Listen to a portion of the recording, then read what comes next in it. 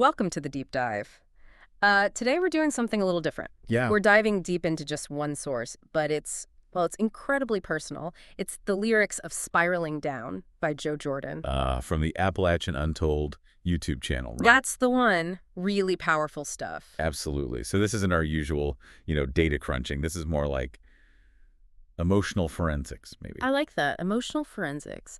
Our mission here is to take this raw lyrical narrative. Which is almost painful to listen to sometimes. It's so honest. Right. And just extract that core insight, that clash, Yeah. between the simple advice everyone gives, be good, and this really complex, overwhelming internal feeling of despair. The feeling of just not being able to. Exactly. The title alone, Spiraling Down, it just hits you, doesn't it? It really does. It perfectly sums up that feeling. Yeah. Knowing you should stop, but just watching yourself fall anyway. Yeah. So for you, the listener, think of this deep dive as a way to understand that universal conflict, that tension between what society or your parents expect. The shoulds. Right, the shoulds, and your own maybe hidden emotional reality, that feeling of being unable to measure up.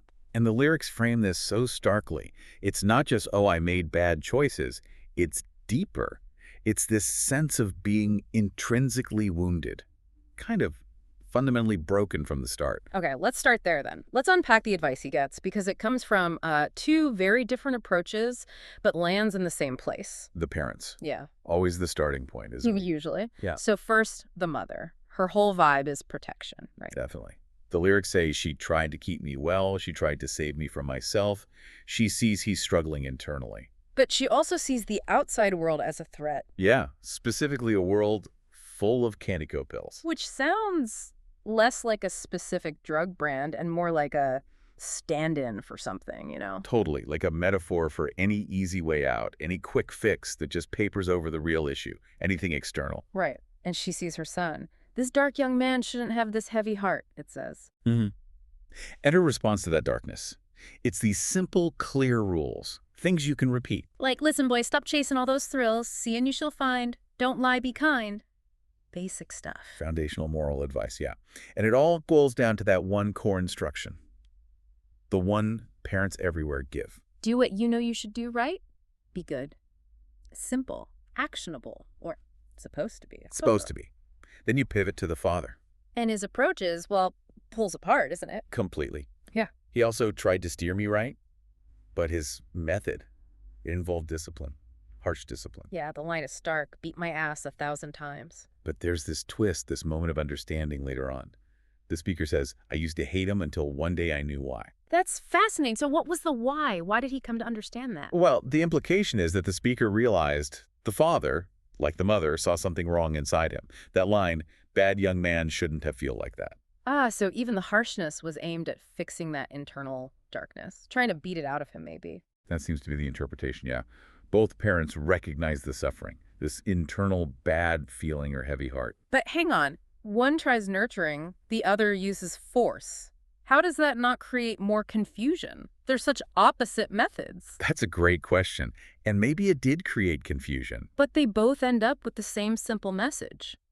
Be good. And that's maybe the key analytical point right there. They both see this deep internal problem, call it spiritual, emotional, whatever, but maybe they don't know how to fix that. So they default to what they can address. Exactly. Behavior, actions. They give him rules for doing, when maybe what he needed was help with being. They're trying to patch a leaky dam with, like, a Band-Aid. A behavioral Band-Aid for a structural soul problem. You could put it that way. And that mismatch leads directly into his internal crisis, his response to all this advice. Right. So does he argue? Does he push back? No. He just asks these devastating questions. 6 what-ifs. Yeah, and these questions just lay bare his paralysis. They show the massive gap between knowing the what and having the how. Okay, let's walk through them. The first 2 seem to be about basic capability. Right. Number 1, what if I don't know how?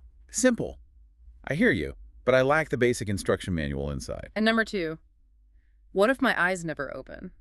Like, what if I'm fundamentally blind to the right way? It's like saying, I lack the inner sight. The moral compass isn't just broken, it might be missing entirely. Okay, so that's the foundation. I can't see, I don't know how. But then it gets much darker, doesn't it? Oh, yeah. The third one shifts into, like, Cosmic dread, Yeah. spiritual abandonment. What if God heals everyone but me and I end up twice as broken?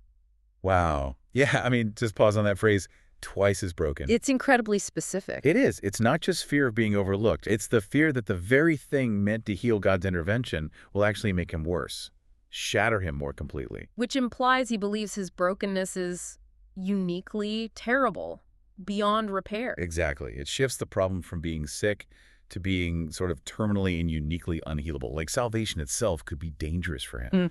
And that feeling, that deep sense of being fundamentally flawed, leads right into the next one, number 4. Which might be the absolute core of it, the feeling of inescapable internal corruption. What if bad, so deep inside my bones, cancer just keeps growing? There it is.